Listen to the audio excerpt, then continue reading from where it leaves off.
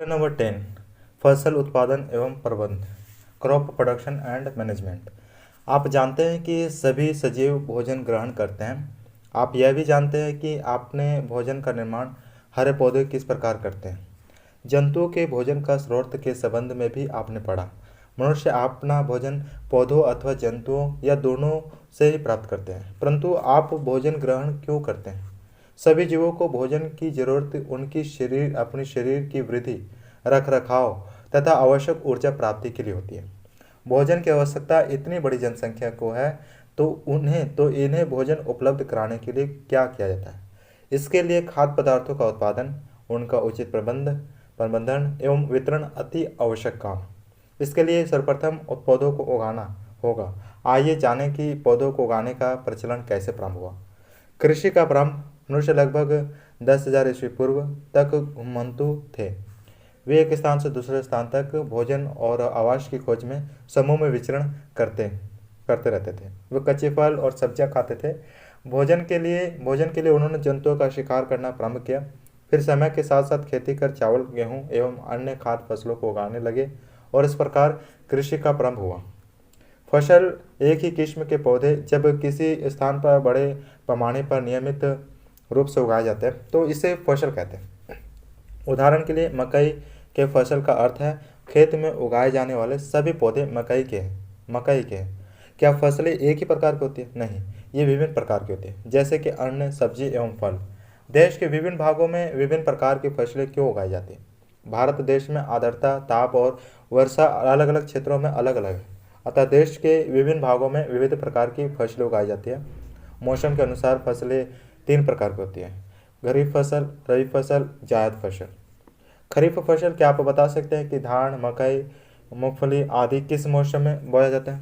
वर्षा ऋतु जून जुलाई में इन फसलों को बोया जाता है तथा फसल की कटाई अक्टूबर से दिसंबर तक होती है। सोयाबीन, कपास सभी खरीफ फसल के उदाहरण। रबी फसल गेहूँ, चना, आलू आदि की फसलों को शीत ऋतु अक्टूबर में बोया जाता है। इसकी कटाई मार्च के महीने में होती है। मटर, सरसों, अलसी आदि रबी फसलें। जायद फसल, ग्रीष्म फसल। ग्रीष्म ऋतु में जायद फसलों को लगाया जाता है। इनकी बुआई गर्मी के मौसम में मार्च से जून माह के बीच की जाती है। दलहनी फसल तथा सब्जी भी इसी मौसम में लगाई जाती है। फलों, फूलों एवं सब्जियों का बड़े पैमाने पर उत्पादन हॉर्टिकल्चर कहलाता है। आप जानते हैं कि शरीर के लिए आवश्यक पोषक तत्व कार्बोहाइड्रेट, प्रोटीन, वसा, विटामिन तथा खनिज हैं। अलग अलग फसलों द्वारा इन पोषक तत्वों की पूर्ति होती है। पोषक तत्वों के आधार पर फसलों के 3 प्रकार हैं: कार्बोहाइड्रेट प्रदान करने वाली फसल। कार्बोहाइड्रेट प्रदान करने वाली प्रमुख फसलों में गेहूँ, चावल, बाजरा, मक्का तथा ज्वार है। इन्हें अनाज या धान्य कैरियल फसल कहा जाता है। ये मनुष्य के भोजन के प्रमुख अंग हैं। प्रोटीन प्रदान करने वाली फसल, अरहर, चना, मसूर, मटर आदि फसल प्रोटीन के मुख्य स्रोत हैं। इन फसलों को दलहन फसल, पल्स क्रॉप कहा जाता है। हमें इनसे दाल की प्राप्ति होती है। वसा प्रदान करने वाली फसल मूंगफली, सरसों, तीसी, सूरजमुखी, तीन आदि फसलों से वसा या तेल की प्राप्ति होती है। इस कारण इन फसलों को तेल वाले बीजों, ऑयलसीड की फसल कहते हैं। इन बीजों से वसा या तेल प्राप्त होता है। अन्य फसलें खनिज तथा विटामिन, लवणों की प्राप्ति मुख्यतः फलों तथा सब्जियों से होती है। चारा फसल व रेशेदार फसलों जैसे जई, सूडान घास, बरसीम आदि को पशुओं के चारे के लिए उगाया जाता है। इन फसलों को चारा फसल फोडर क्रॉप कहते हैं। कुछ फसलें जैसे जूट एवं कपास को रेशे की प्राप्ति के लिए उगाया जाता है। इन फसलों को रेशेदार फसल फाइबर क्रॉप कहा जाता है। आधारिक फसल पद्धतियाँ भारत एक कृषि प्रधान देश है। यहाँ की कुल जनसंख्या का लगभग 70% भाग कृषि एवं पशुपालन पर ही निर्भर है। भारत की आबादी राष्ट्रीय जनगणना 2011 के अनुसार 121 करोड़ हो गई है। देश की आबादी जिस तेजी से बढ़ रही है उस गति से फसल उत्पादन में वृद्धि नहीं हुई है। इसका एक मुख्य कारण है अन्न उत्पादन की भूमि का सीमित होना। आने वाले वर्षों में बढ़ती जनसंख्या तथा अन्न उत्पादन की मात्रा के बीच अंतर और भी बढ़ने की संभावना है। इस अंतर को दूर करने के लिए वैज्ञानिक ढंग से फसलों का उत्पादन, इसका समुचित प्रबंधन, भंडारण तथा वितरण जरूरी है। फसलों के समुचित विकास के लिए उचित प्रकार की मिट्टी, उत्तम औजार, उत्तम बीज, उचित मात्रा में खाद तथा उर्वरक का प्रयोग, सिंचाई की समुचित व्यवस्था, खरपतवार तथा फसल के रोगों प्रयोग, सिंचाई की समुचित व्यवस्था, खरपतवार तथा फसल के रोगों पर नियंत्रण आदि आवश्यक है। किसानों द्वारा फसल उत्पादन के दौरान किए जाने वाले समस्त क्रियाकलापों को कृषि पद्धति एग्रीकल्चर प्रैक्टिस कहा जाता है। इन पद्धतियों का उपयोग एक निश्चित क्रम में किया जाता है ताकि फसलों की आवश्यकता की पूर्ति हो सके। निम्नलिखित आधारभूत कृषि पद्धतियों द्वारा फसल की पैदावार में वृद्धि की जाती है। मिट्टी की तैयारी, बुआई, सिंचाई, खरपतवार से सुरक्षा, कटाई, खाद एवं उर्वरक देना, भंडारण। मिट्टी की तैयारी करना, प्रिपरेशन ऑफ सॉइल। फसल लगाने से पहले मिट्टी तैयार करना प्रथम चरण है। मिट्टी को पलटना तथा इसे पोला बनाना लूजनिंग कृषि का अति महत्वपूर्ण कार्य है। किंतु मिट्टी पलटना और उसे हल्का या पोला करना क्यों आवश्यक है? जड़ें हल्की मिट्टी में गहराई तक जा सकती है। पोली मिट्टी में मिट्टी के कणों के बीच वायु होने के कारण पौधों की जड़ें आसानी से शोषण कर सकती हैं। आप जानते हैं कि मिट्टी में खनिज, जल, वायु तथा कुछ सजीव होते हैं। इसके अलावा मृत पौधे एवं जंतु भी मिट्टी में पाए जाने वाले जीवों द्वारा अपघटित होते रहते हैं। इस प्रक्रिया में मृत जीवों में पाए जाने वाले पोषक तत्व मिट्टी में मिल जाते हैं या पोषक पौधे द्वारा अवशोषित किए जाते हैं। मिट्टी के ऊपरी परत के कुछ सेंटीमीटर की मिट्टी ही पौधे की वृद्धि में सहायक होते हैं। इसे उलटने, पलटने और पोला करने से पोषक पदार्थ ऊपर आ जाते हैं और पौधे इन पोषक पदार्थों का उपयोग कर सकते हैं। पौली या हल्की मिट्टी इसमें रहने वाले केंचुओं और सूक्ष्म जीवों की वृद्धि में भी मदद करते हैं। ये जीव किसानों के मित्र कहे जाते हैं क्योंकि ये मिट्टी को उलट पलट कर पोला और ह्यूमस बनाते हैं। अतः मिट्टी को उलटना, पलटना एवं पोला करना फसल उगाने के लिए अत्यंत महत्वपूर्ण है। मिट्टी को उलटना, पलटना एवं पोला करने का प्रक्रम ही जुताई कहलाता है। क्या आप जानते हैं कि जुताई के लिए कौन सा औजार उपयोग किए जाते हैं? लकड़ी एवं लोहे के विशेष औजार जुताई के लिए प्रयोग किए जाते हैं जिन्हें हल कहते हैं। यह जुताई के लिए लकड़ी या लोहे का बना होता है। इसे भैंस, बैल, ऊँट जैसे पशु या ट्रैक्टर से खींचा जाता है। पशु द्वारा खींचे जाने वाले हल में सिर्फ एक ब्लेड होता है, जबकि ट्रैक्टर द्वारा खींचे जाने वाले हल में अनेक ब्लेड संयुक्त रूप से आपस में जुड़े होते हैं। बड़े कृषि क्षेत्र की जुताई के लिए ट्रैक्टर का प्रयोग किया जाता है। क्या आप जानते हैं कि जुताई के क्या क्या फायदे हैं? जुताई से मिट्टी ढीली तथा भुरभुरी हो जाती है। इससे पौधे की जड़ों को नीचे गहराई तक जाने में सुविधा होती है। जुताई करने से मिट्टी की जल धारण क्षमता भी बढ़ जाती है। जुताई के दौरान विभिन्न प्रकार के खरपतवार, वेड़ भी जड़ से उखड़ जाते हैं तथा नष्ट हो जाते हैं। क्या आपने देखा कि यदि मिट्टी शुष्क या कड़ी हो तो क्या होता है? खेत की मिट्टी अगर काफ़ी शुष्क तथा कड़ी होती है तो जुताई से पहले उसमें पानी डाला जाता है। इससे हल चलाने में आसानी होती है। जुताई करने के बाद खेतों में मिट्टी के बड़े बड़े ढेले बन जाते हैं। उसे पाटल, प्लांक की सहायता से तोड़कर समतल बनाया जाता है। क्या आपने सोचा कि मिट्टी को समतल अगर नहीं किया गया तो क्या होगा? मिट्टी के बराबर यह समतल होने के कारण जल का फैलाव सिंचाई के समय समरूप होता है। सिंचाई की जाने वाली भूमि पर अगर समतल नहीं होगी तो कहीं ज़्यादा जल जमा हो जाएगा।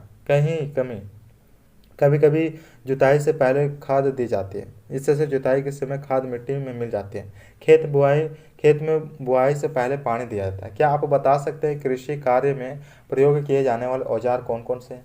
कृषि औजार आप जानते हैं कि अच्छी और ज़्यादा उपज के लिए बुआई से पहले मिट्टी को भुरभुरा किया जाता है। इसके लिए कौन से औजार उपयोग में लाए जाते हैं? हल। क्या आपने हल देखा है? हल प्राय लकड़ी का बना होता है जिसे बैलों की जोड़ी या अन्य पशु, घोड़े, ऊँट की सहायता से खींचा जाता है। इसमें लोहे की मजबूत तिकोनी पत्ती लगी होती है जिसे फल कहते हैं। हल का मुख्य भाग लंबी लकड़ी का बना होता है जिसे हल शाफ्ट कहते हैं। इसके एक सिरे पर हैंडल होता है तथा दूसरा सिरा जोत के डंडे से जुड़ा होता है। इसे बैलों की गर्दन के ऊपर रखा जाता है। एक जोड़ी बैल एवं एक मनुष्य इसे आसानी से चला सकता है। क्या आप जानते हैं कि आधुनिक हल कैसे होते हैं? आधुनिक हल लोहे के बने होते हैं जो पशु चालित या मशीन चालित होते हैं। कुदाली। आइए अब कुदाली के बारे में जानें। कुदाली एक सरल औजार है। इसका उपयोग खरपतवार निकालने और मिट्टी को पोला करने के लिए किया जाता है। इसमें लकड़ी या लोहे की छड़ होती है जिसके एक सिरे पर लोहे की चौड़ी और मुड़ी प्लेट लगी होती है जो ब्लेड की तरह कार्य करती है। कल्टीवेटर, आपने कल्टीवेटर का नाम सुना होगा। इसे ट्रैक्टर में लगाकर खेतों की जुताई बहुत अच्छे ढंग से की जाती है। कल्टीवेटर के उपयोग से समय एवं श्रम दोनों की बचत होती है। बुआई, फसल उत्पादन का सबसे महत्वपूर्ण चरण बुआई है। बोने से पहले अच्छी गुणवत्ता वाले बीजों का चयन किया जाता है। बीजों को मिट्टी में बोने की विधि को बुआई अथवा बीजरोपण कहते हैं। अच्छी किस्म के बीज कैसे होते हैं? अच्छी किस्म के बीज स्वस्थ, साफ एवं अच्छी गुणवत्ता वाले होते हैं। एक्सपेरिमेंट 1, एक गिलास में आधा पानी भरिए, उसमें एक मुट्ठी गेहूं के दाने डालकर हिलाइए। आपने क्या देखा? कुछ बीज पानी के ऊपर सतह पर तैर रहे हैं तथा शेष गिलास की पेंदी पर बैठ गए हैं। क्या आप बता सकते हैं कि ऐसा क्यों हुआ? जो बीज हल्के होते हैं वे पानी की ऊपरी सतह पर तैरते रहते हैं और जो बीज भारी होते हैं वे पानी में नीचे गिलास की पेंदी पर बैठ जाते हैं। खोखले बीज हल्के होते हैं और भारी बीज ठोस होते हैं। अब आप पानी की सतह पर तैरने वाले तथा नीचे बैठने वाले बीजों को निकालकर अलग अलग स्थानों में रोपिए। कुछ समय बाद उन स्थानों पर उगने वाले पौधों का सर्वेक्षण कीजिए। आप क्या पाते हैं? पानी की सतह पर तैरने वाले बीजों से पौधे नहीं निकलते और यदि निकलते भी हैं तो काफ़ी कमज़ोर होते हैं, परंतु गिलास की पेंदी पर बैठने वाले बीजों से अच्छे पौधे निकलते हैं और बाद में इन पौधों से अच्छी फसल होती है। क्या आप जानते हैं कि बुआई में उपयोग होने वाले औजार कौन कौन से हैं? परंपरागत औजार। आइए सबसे पहले बीजों की बुआई में उपयोग किए जाने वाले परंपरागत औजारों के बारे में जानें। परंपरागत रूप से बीजों की बुआई में उपयोग किए जाने वाले औजार कीप के आकार के होते हैं। बीजों को कीप के अंदर डालने पर यह 2 या 3 नुकीले सिरे वाले पाइपों से गुजरते हैं। ये सिरे मिट्टी को भेद कर बीजों को स्थापित कर देते हैं। आधुनिक औजार सीड ड्रिल। वर्तमान में बुआई के लिए ट्रैक्टर द्वारा संचालित सीड ड्रिल का उपयोग होता है। इसके द्वारा बुआई किए जाने वाले बीजों में समान दूरी एवं गहराई बनी रहती है। इससे बुआई करने से समय और श्रम दोनों की बचत होती है। सावधानियाँ, बीज को बुआई के बाद मिट्टी से ढक देना चाहिए। इससे बीजों को पक्षियों द्वारा होने वाले नुकसान से बचाया जा सकता है। पौधों को अत्यधिक घने होने से बचाना चाहिए अतः बीजों के बीच आवश्यक दूरी होनी चाहिए। इससे पौधों को सूर्य का प्रकाश, पोषक तत्व एवं जल पर्याप्त मात्रा में मिलते हैं। ज़्यादा घनेपन को रोकने के लिए पौधों को निकालकर हटा दिया जाता है। इसके अतिरिक्त बीजों की बुआई कई हाथ से भी की जाती है। इसके अंतर्गत गीली मिट्टी के ऊपर हाथों द्वारा बीजों को बिखेर दिया जाता है। इस विधि को छिड़काव बुआई कहते हैं। खाद एवं उर्वरक मिलाना। एक्टिविटी 2, एक्सपेरिमेंट 2, 2 गमले लीजिए। पहले गमले में सिर्फ मिट्टी डालिए, दूसरे गमले में मिट्टी के साथ साथ सूखी गोबर, सड़ी हुई पत्तियां इत्यादि भी डालिए। दोनों गमलों में एक एक पौधे रोपिए। दोनों में जल डालिए तथा दोनों को एक ही जगह पर रखिए। कुछ दिनों बाद पौधों का सर्वेक्षण कीजिए। आप क्या पाते हैं? केवल मिट्टी वाले गमले में पौधों की वृद्धि दूसरे गमले के पौधों से कम है। आइए इसका कारण जानने की कोशिश कीजिए।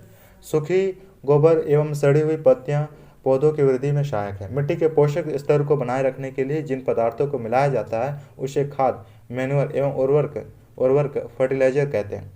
कुछ क्षेत्रों में किसान खेत में एक के बाद दूसरी फसल उगाते रहते हैं। खेत को खाली नहीं छोड़ा जाता। ऐसे में मिट्टी में उपस्थित पोषकों का क्या होता है? बार बार फसलों के उगने से मिट्टी में कुछ पोषक तत्वों की कमी हो जाती है। इस कमी को पूर्ण करने के लिए किसान खेतों में खाद और उर्वरक डालते हैं। इस क्रिया को खाद देना कहते हैं।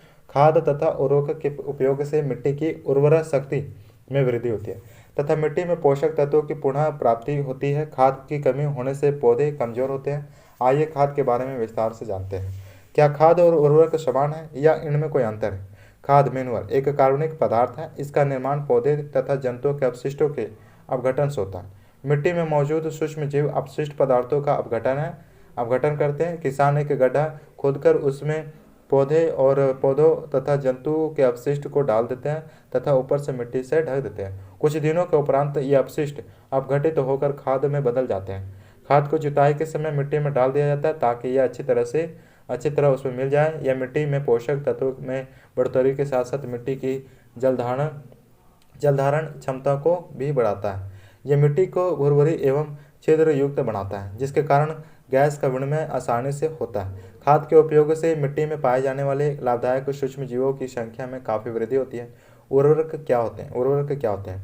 उर्वरक रासायनिक पदार्थ होते हैं। ये पोषक तत्व जैसे पोटेशियम, फास्फोरस, नाइट्रोजन आदि को खेतों तक आसानी से पहुंचाते हैं। Urea, ammonia, sulphate, super phosphate, potash, NPK उर्वरक, नाइट्रोजन, फास्फोरस, पोटेशियम आदि उर्वरक के उदाहरण हैं। इनका निर्माण कारखानों में होता है। उर्वरक चूंकि जल में घुलनशील होता है, इस कारण यह फसलों की जड़ों द्वारा आसानी से अवशोषित कर लिया जाता है। उर्वरक का भंडारण, परिवहन तथा फसलों में इसका उपयोग काफ़ी आसान होता है, किंतु उर्वरकों के ज़्यादा उपयोग से खेतों की मिट्टी क्षारीय या अम्लीय हो सकती है, जिससे मिट्टी की उर्वरता समाप्त हो सकती है। ये उर्वरक वर्षा जल के साथ घुलकर पास स्थित जल स्रोतों में जाकर जल को प्रदूषित करते हैं। प्रदूषित जल उपयोग के लायक नहीं रहता, अतः उर्वरक का समझदारी से उपयोग होना चाहिए। आइए आप जानते हैं कि उर्वरक एवं खाद में क्या अंतर है। फसल चक्रण, क्रॉप रोटेशन किसे कहते हैं। किसी खेत में फसलों को अदल बदल कर एकांतर क्रम में बोना फसल चक्रण कहलाता है। उदाहरण, फलीदार फसलों के बाद जकड़ा जड़ों वाले फसलों जैसे गेहूं को उगाना। फलीदार लेगुमिनस पौधों की जड़ों में गांठें पाई जाती है, जिन्हें रूट नोडुल्स कहते हैं। इनमें राइजोबियम नामक जीवाणु पाए जाते हैं। ये जीवाणु वायुमंडल से नाइट्रोजन को सोख कर उसे नाइट्रेट में बदलकर पौधों को उपलब्ध कराते हैं। इस प्रक्रिया को नाइट्रोजन स्थिरीकरण कहते हैं। अब बताइए, मिट्टी की उर्वरकता को बनाए रखने में उर्वरक की अपेक्षा जैविक खाद क्यों अधिक उपयोगी है। एक्सपेरिमेंट 3, मूंग अथवा चने के बीज लेकर उन्हें अंकुरित कीजिए। इनमें से एक ही आकार वाले 3 अंकुरित बीज नवोदित अलग कर लीजिए। अब 3 गिलास या 3 पात्र लीजिए। गिलास ए में थोड़ी सी मिट्टी डालकर इसमें थोड़ी सी गोबर की खाद मिलाइए। गिलास बी में समान मात्रा में मिट्टी लेकर उसमें थोड़ा सा यूरिया मिलाइए। गिलास सी में सिर्फ कुछ मिट्टी मिलाइए। अब इनमें जल समान मात्रा में डालकर सुरक्षित स्थान पर रख दीजिए। प्रतिदिन जल देते रहें। 7 से 10 दिनों के उपरांत उनकी वृद्धि का आकलन कीजिए। आप क्या पाते हैं? क्या तीनों गिलासों के पौधों में वृद्धि की गति एक समान है? किस गिलास में पौधों की वृद्धि बेहतर है? किस गिलास के पौधों में वृद्धि सबसे अधिक है? ध्यान से देखने पर आप पाते हैं कि पौधों की वृद्धि तीनों गिलासों में एक समान नहीं है। गिलास ए में पौधों की वृद्धि बेहतर है, गिलास बी में पौधों की वृद्धि सबसे अधिक है तथा गिलास सी में पौधों की वृद्धि सबसे कम है। विचार कीजिए, इस अंतर का कारण क्या है। सिंचाई, जिस प्रकार प्रत्येक जीव को जीवित रहने के लिए जल की आवश्यकता होती है, उसी प्रकार पौधों को उचित वृद्धि एवं विकास के लिए जल की आवश्यकता होती है। विभिन्न अंतराल समय समय पर फसलों को जल उपलब्ध करना सिंचाई कहलाता है। खेतों की सिंचाई करना क्यों आवश्यक है? सिंचाई के फायदे। शुष्क स्थिति में बीजों का अंकुरण नहीं हो सकता, इसके लिए जल जरूरी है। पोषक पदार्थ जल में घुलकर पौधों के प्रत्येक भाग में जाते हैं। जल फसल के पाले एवं गर्म हवा से रक्षा करता है, अतः स्वस्थ फसल वृद्धि के लिए मिट्टी में नमी को बनाए रखना आवश्यक है। पत्तियों की सतहों से ग्रीष्म ऋतुओं में भारी मात्रा में जल भाप बनकर उड़ता है, अतः वाष्पन दर अधिक होने के कारण ग्रीष्म के मौसम में सिंचाई ज़्यादा करनी पड़ती है। सिंचाई के स्रोत। सिंचाई के कौन कौन से स्रोत हैं? सिंचाई के आधुनिक विधियाँ, छिड़काव तंत्र। इस विधि का प्रयोग सामान्यतः समतल भूमि के लिए किया जाता है, जहाँ पर जल कम मात्रा में उपलब्ध है। इसमें खेत के विभिन्न भागों में पाइपों के माध्यम से जल पहुँचाया जाता है एवं पाइपों में जहाँ तहाँ नए उधर व पाइपों से फव्वारों के रूप में जल निकाला जाता है। उधर व पाइपों में लगे हुए नोजल जल के छिड़काव में सहायता करते हैं। इसका छिड़काव पौधों पर इस प्रकार होता है जैसे वर्षा हो रही है। यह छिड़काव बलुई मिट्टी के लिए बहुत उपयोगी है। कुएं, जलकूप, तालाब, झील, नदियाँ, बांध, नहर इत्यादि जल के स्रोत हैं। इन्हीं से सिंचाई के लिए जल उपलब्ध कराना होता है। आइए सिंचाई के लिए पारंपरिक तरीकों के बारे में जानें। सिंचाई के पारंपरिक तरीके से की जाने वाली सिंचाई में पशु अथवा मजदूर इस्तेमाल किए जाते हैं। सिंचाई के पारंपरिक तरीके निम्नलिखित हैं: मोट, घिरनी, चेन पंप, ढेकली, रॉड, ड्रिप तंत्र। इस विधि के अंतर्गत सिंचाई पाइपों से की जाती है। इस विधि में जल बूंद बूंद करके पौधों की जड़ों में गिरता है, अतः इसे ड्रिप तंत्र कहते हैं। फलदार पौधों, बगीचों एवं वृक्षों को जल देने का यह सबसे उत्तम तरीका है। इससे जल बिल्कुल व्यर्थ नहीं होता है, अतः यह जल की कमी वाले क्षेत्रों के लिए एक वरदान है। खरपतवार से सुरक्षा, प्रोटेक्शन फ्रॉम वीड्स। क्या आपने देखा कि फसल के साथ खेत में कुछ अन्य पौधे भी उग जाते हैं? ये पौधे क्या होते हैं? एक खरपतवार है। खेत में फसल के साथ कई अन्य अवांछित पौधे प्राकृतिक रूप से उग जाते हैं। इन अवांछित पौधों को खरपतवार वीड्स कहते हैं। खरपतवार हटाने की विधि को क्या कहते हैं? खरपतवार हटाने की विधि निराई कहलाते हैं। क्या आपने सोचा है कि निराई क्यों जरूरी है? निराई आवश्यक है क्योंकि खरपतवार फसलों को मिलने वाले जल, पोषक, जगह और प्रकाश आदि का उपयोग करते हैं। कुछ खरपतवार कटाई में भी बाधा डालते हैं तथा मानव एवं पशुओं के लिए विषैले हो सकते हैं। किसान खरपतवार को हटाने एवं उनकी वृद्धि को नियंत्रित करने के लिए विभिन्न तरीके अपनाता है। खरपतवार पौधों को हाथ से जड़ सहित उखाड़कर अथवा भूमि के समीप से काटकर समय समय पर हटा दिया जाता है। खरपतवारनाशी क्या है? जिन रसायनों के उपयोग से खरपतवार नियंत्रित किया जाता है उन्हें खरपतवारनाशी वीडडिसाइडर कहते हैं। खरपतवारनाशी का छिड़काव खेतों में किया जाता है। इससे खरपतवार पौधे मर जाते हैं किंतु फसल को कोई हानि नहीं होती। खरपतवारनाशी को जल में आवश्यकता अनुसार मिलाकर स्प्रेयर की जाती है। यह कार्य खुरपी या हैरो की सहायता से भी किया जाता है। खरपतवार से के कुछ उदाहरण हैं मोथा, बगुआ, हिरणखुरी, दुबघास आदि। खरपतवार हटाने का सही समय क्या है? खरपतवार हटाने का सर्वोत्तम समय पुष्पण एवं बीज बढ़ने से पहले का होता है। सावधानी बरतें। खरपतवारनाशी के छिड़काव का किसान के स्वास्थ्य पर भी दुष्प्रभाव पड़ सकता है। कटाई। फसल की कटाई एक महत्वपूर्ण काम है। कटाई के दौरान या तो पौधों को खींचकर उखाड़ लेते हैं अथवा उसे भूमि के समीप से काट लेते हैं। एक अनाज फसल को पकने में लगभग 3 से 4 माह का समय लगता है। फसल पक जाने के बाद उसे काटने की प्रक्रिया कटाई कहलाती है। कटाई में उपयोग किए जाने वाले उपकरण या सामान कौन कौन से हैं? हमारे देश में दराती की सहायता से हाथ द्वारा कटाई की जाती है। एक मशीन का भी उपयोग इस काम के लिए किया जाता है जिसे हार्वेस्टर कहते हैं। आइए अब जानते हैं कटाई के बाद अनाज के दाने और भूसे जो एक साथ होते हैं उन्हें अलग कैसे किया जाता है। काटी गई फसल से बीजों या दानों को भूसे से अलग करना थ्रेसिंग या दौनी कहलाता है। इस काम के लिए जिस मशीन का प्रयोग किया जाता है उसे थ्रेशर कहते हैं। इस काम को करने के लिए कॉम्बाइन मशीन का भी प्रयोग होता है जो हार्वेस्टर और थ्रेशर का संयुक्त रूप है। दौड़ने से प्राप्त अनाज में छिलका भी सम्मिलित रहता है। इन छिलकों को दानों से अलग करने की विधि को ओसाई कहते हैं, विनोविंग कहते हैं। कटाई पर्व 3-4 महीने के कठोर परिश्रम के बाद फसल की कटाई का समय आता है। भारत देश के सभी भागों में फसल की कटाई का समय खुशी एवं उल्लास के साथ मनाया जाता है। पुरुष एवं महिलाएं सभी मिलकर इस पर्व को मनाते हैं। भारत में कटाई के साथ साथ कुछ विशेष पर्व जैसे पोंगल, वैशाखी, होली, दिवाली, नबिया एवं बिहू जुड़े हुए हैं। हमारे राज्य झारखंड में नया अन्न पर्व अक्टूबर माह के आसपास मनाया जाता है। झारखंड राज्य में सरहुल पर्व भी प्रकृति से संबंधित है। इस पर्व में साल शकुआ वृक्ष की पूजा की जाती है। भंडारण। कटाई के बाद अनाज का भंडारण एक महत्वपूर्ण काम है। कटाई के बाद अनाजों को भविष्य में इस्तेमाल करने के लिए सुरक्षित रखने की विधि को भंडारण स्टोरेज कहते हैं। क्या आपने अनाज को धूप में सूखते देखा है? ऐसा क्यों किया जाता है? ताजे कटाई वाले फसल के अनाजों में 16 से 18% तक नमी रहती है। अनाज के भंडारण के लिए नमी की मात्रा 14% से कम होनी चाहिए। अतः अनाजों को भंडारण से पहले धूप में सुखाया जाता है जिससे नमी में कमी आ जाती है। अनाजों में अगर ज़्यादा नमी रह जाती है तो भंडारण के दौरान कीट, चूहों एवं सूक्ष्म जीवों द्वारा इसके नष्ट होने की संभावना बढ़ जाती है। क्या आपने देखा है कि बीजों को बड़े पैमानों में भंडारण कहाँ करते हैं?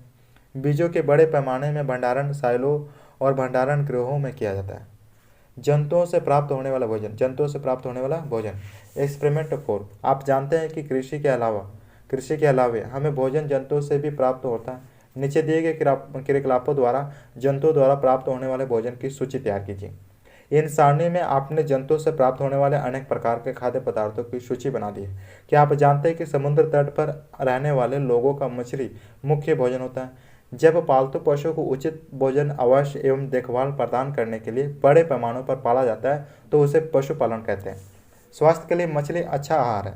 मछली से कोड, लिवर तेल मिलता है। इससे विटामिन डी अधिक मात्रा में पाया जाता है।